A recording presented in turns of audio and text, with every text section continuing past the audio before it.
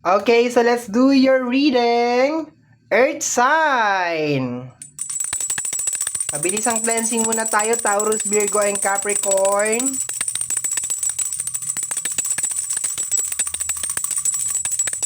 Okay, we are good. Okay, so intro. Ayan. Hello my dear! Welcome or welcome back sa ating YouTube channel. My name is RJ, your tarot card reader, at ang gagawin natin ngayon is yung ating daily reading. Para po ito sa araw ng June 13, 2026. Titingnan natin kung ano mga eksena, kaganapan, at kung ano-ano pa na maaari mong makasalubong sa araw na ito. Pero bago tayo mag-proceed sa ating reading, kukunin ko muna itong pagkakataon na ito na magpasalamat. Maraming salamat po sa ating mga abangers. Hello! Sa mga walang sawang naghihintay at nag-aabang ng kanilang mga readings, thank you very much. Gusto ko rin po magpasalamat sa ating mga bagong subscribers. Hello my dear, welcome po sa ating channel. I hope na mag-enjoy ka dito sa ating channel. Mahanap mo dito my dear kung ano man ang iyong hinahanap or mai-provide ko kung ano man ang iyong hinahanap. So i-bless na natin yung ating reading. Ang tanging hiling at dasal ko lamang po sa ating buong may kapal na ang mga readings na ginagawa ko ay nakakatulong po sana sa ating lahat. Okay, so let's go na tayo. Earth sign. Anong meron sa araw na ito? We have here red flag liar. Okay. Red flag liar.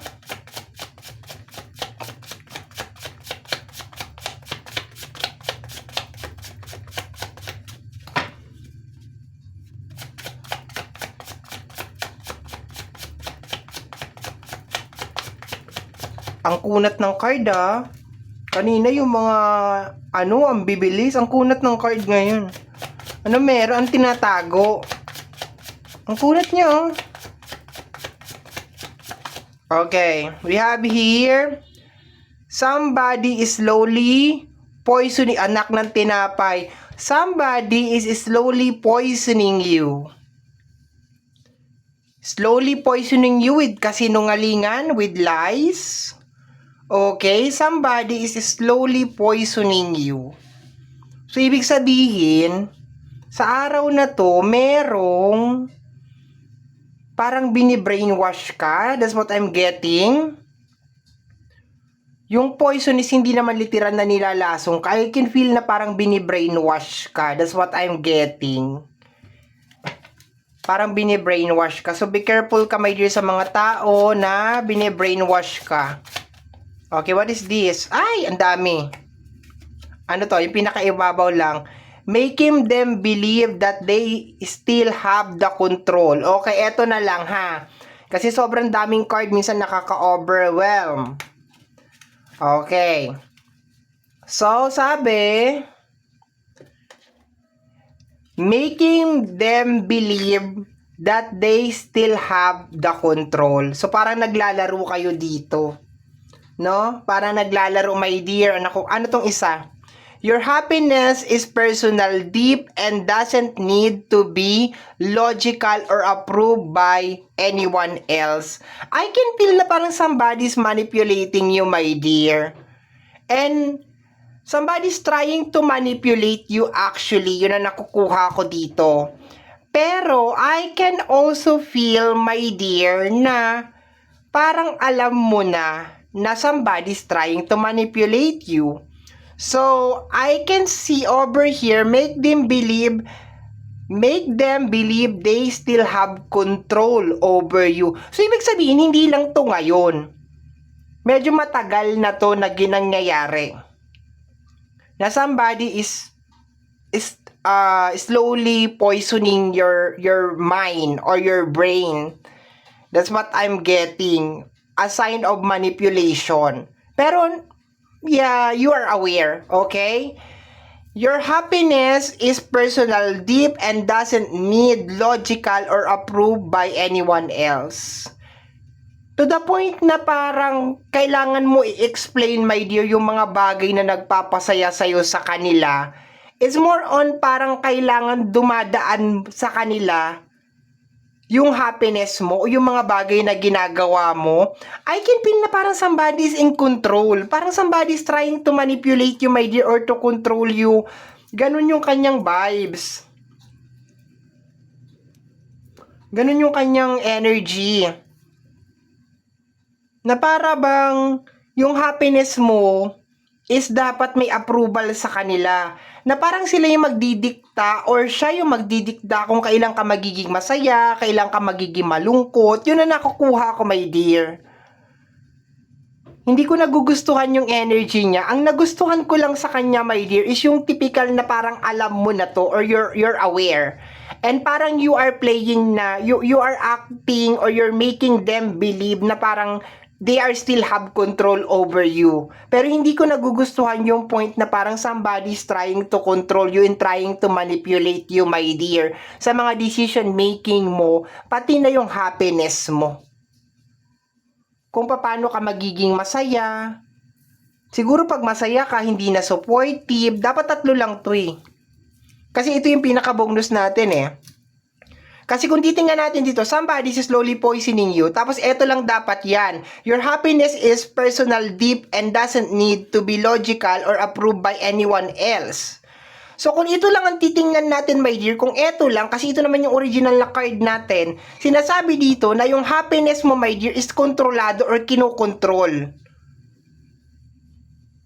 Na parang hindi ka pwede maging masaya or something like that. Parang you don't deserve to be happy or something like that. Na parang, this is more on manipulation, my dear. Yung kasinungalingan, yung lies and everything. To the point na happiness yung sinasabi, I think may tao na gustong makita ka na laging miserable. Yun ang datingan niya, my dear.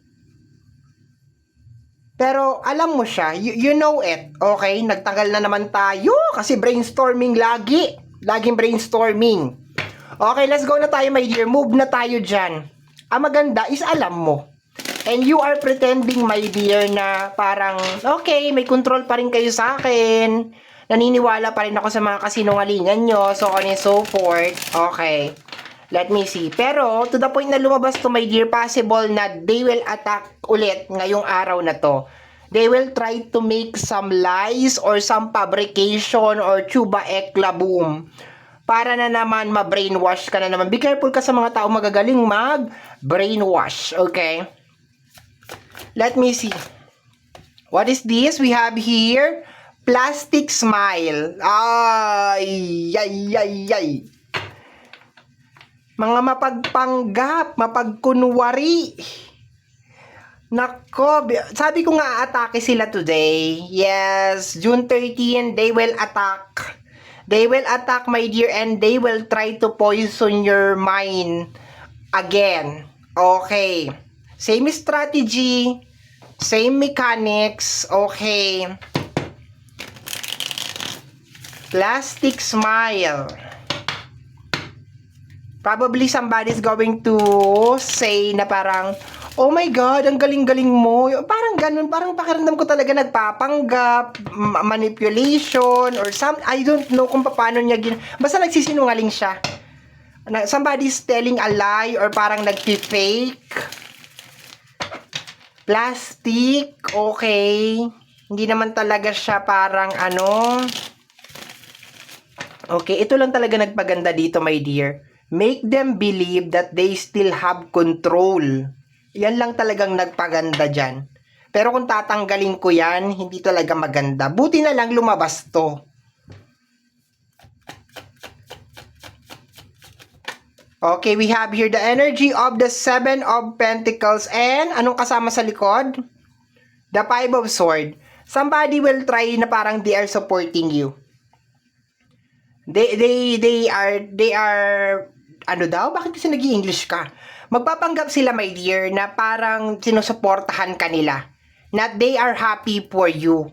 Okay? Sa mga bagay na nangyayari sa'yo. Yung parang ganon. Okay? They will pretend. Pero nakukuha ko parang somebody's nagpipishing. parang magpipishing, my dear, kung ano nangyayari sa buhay mo. So, ngayong araw na to, possible, my dear, na meron mga tao din na lalapit sa'yo para mag-gather lang ng information. And they will pretend, my dear, na parang masaya sila sa mga achievement mo, sa mga bagay na nangyayari sa'yo, but sa reality is hindi talaga sila masaya. They are not happy. Hindi sila masaya sa mga bagay na nangyayari sa'yo or sa achievement mo or whatever na nangyayari sa'yo, my dear. Okay? So, it's better, my dear, ngayong araw na ito, to the point na alam mo na may ganito, mag-pretend ka na parang they still, hindi ko alam paano mo gagawin to, my dear. Okay? Hindi ko alam kung, I think it's more on, hindi mo na lang siguro i-share yung mga binabalak mo.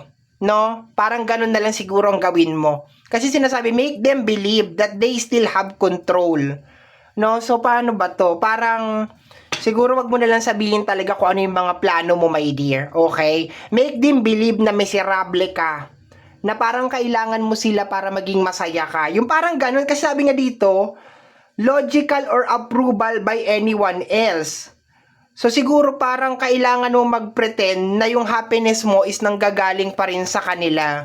Na parang, I'm happy to see you. Buti na lang nandito ka. Kasi hindi ko ma-achieve itong mga bagay na to nang hindi dahil sa'yo. Yung ganon. Itong mga tao na to, my dear, possible na iniwanan ka nito na sa ere before. Okay? Possible na nawala to, iniwan ka during the struggle times or difficult time. Pero I have this strong feeling, my dear, na parang siguro, kahit nawala sila, yes, kinaya mo, my dear, the 6 of Swords, 5 of Swords, 6 of Swords, kinaya mo. No, yun na nakukuha ko. Kahit nga sabihin natin na iniwanan ka nila noon, okay, they try to manipulate kasi gusto nga nila na sila ang may control, parang may switch, my dear, on and off, na magiging masaya ka ngayon, magiging malungkot ka ngayon, magiging masaya ka ngayon. Parang mayroon silang may ganon, okay. So, kinaya mo, my dear, okay? Kinaya mo, na survive mo, napatunayan mo sa kanila na kinaya mo, you are moving forward, my dear, okay? Nakikita nila yon, kahit hindi mo sila nakikita nila yon, that you are moving forward, lumalaban ka, kinaya mo, maski mag-isa ka, and there's a tendency, my dear, na magpaparamdam tong mga tao na to today. And they are pretending na parang, oh, pasensya ka na, kaya ako nawala, kasi ganito ganya, ganito ganon, and then, anong balita? Anong nangyayari sa'yo? Parang ganon, okay. Gusto nilang malaman kung nagwo-work pa rin ba yung magic spell nila. Okay, kasi siguro nakikita nila, patuloy ka lang sa buhay, pumapasok ka pa rin sa trabaho, you're still showing up, or kung ano man, di ba? Or nananahimik ka, or buhay ka pa rin, di ka pa naman bumubula. Kaya, di ba, kukumustahin ka nila today. How are you? Ganon. At ang gusto nila marinig is kung gaano ka kamiserable. Yun ang gusto nila marinig. We have here the energy of the King of Cups, okay? Sa energy ng King of Cups, my dear, kinaya mo talaga. Actually, kinokontrol mo lang yung emotion mo hanggang sa ngayon. Pero you are still struggling as of this moment. May nangyayari pa rin talaga sa'yo. Kinokontrol mo lang talaga yung emotion mo. Natuto ka lang talaga na parang masanay na may tao, walang tao, parang ganon, okay? Natuto ka lang talaga sumakay sa tugtog o sumayaw sa tugtog, my dear, na kung ano yung ginagawa nila. Kasi sabi ko nga sa'yo, my dear, para alam mo na you have this certain idea na nangyayari ito. Alam mo na. So, we have here the 5 of Wands. Okay, tension tong card na to. This is a tension card. So, meron talaga, my dear. Alam mo, nakailang reading na ako, my dear, na lagyang lumalabas. Merong tao na ayaw ka talagang makaalis sa sitwasyon na yan. Paulit-ulit ko nakukuha yun. Paulit-ulit. And, nandito na naman sila ulit. And this time, aatake na naman sila. Okay? Aatake na naman sila. Makikita mo yung ano niya, oh. They're trying to prevent, my dear, na makuha mo yung 7 of Pentacles, okay? Pero inabandon ka nila noon. Akala siguro nila susuko ka na. Pero nakikita nila siguro as of this moment na hindi ka pa rin talaga sumusuko. Continue pa rin, laban pa rin yung energy mo, okay?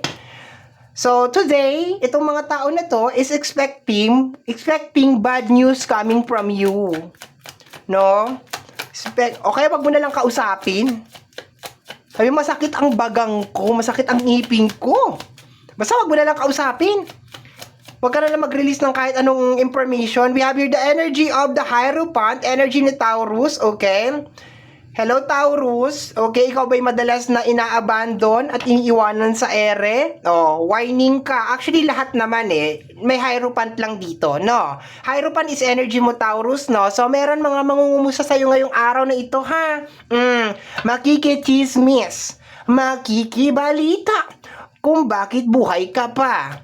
Dapat wala ka na. Diba? Mga impacta kayo. Impacta tong mga to eh. Let me see my dear, let's go tayo. We have here the energy of the Hangman. Natuto ka lang talaga maging flexible, my dear. Rather than complaining sa sitwasyon mo, you decided to move forward. Sa energy ng Six of Swords, nakikita mo?